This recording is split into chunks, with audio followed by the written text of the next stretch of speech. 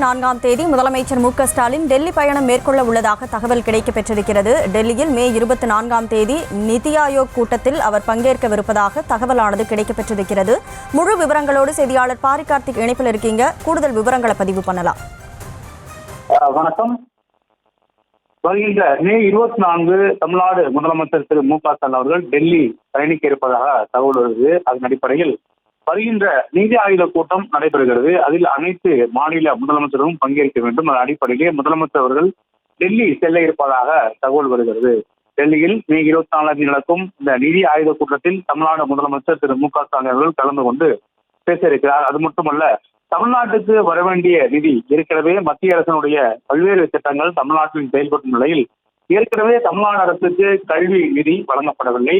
புதிய கல்விக் கொள்கை அறிவிக்கப்படவில்லை என்ற காரணத்திற்காக தமிழ்நாட்டுக்கு கல்வி நிதி வழங்கப்படவில்லை. அது மட்டுமல்ல, தமிழகத்திற்கு மெட்ரோ உள்ளிட்ட பல்வேறு உள்கட்டமைப்பு பணிகள் நடைபெற்று வருகின்றன.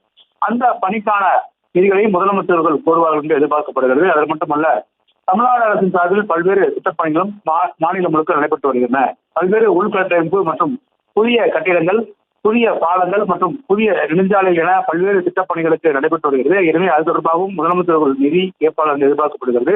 ஏற்கனவே மத்திய அரசு ஒதுக்கப்படுகிற நிதி போதுமானதாக இல்லை என்று மாநில அரசு தொடர்ச்சியாக குற்றம் சாட்டியிருக்கும் நிலையில் இந்த கூட்டம் முக்கியத்துவம் வாய்ந்த கூட்டமாக கருதப்படுகிறது. இதன் அடிப்படையிலே முதலமைச்சர்கள் நேரடியாக சென்று அந்த நிதி ஆயோக் கூட்டத்தில் கோரிக்கை வைப்பார் என்றும் எதிர்பார்க்கப்படுகிறது.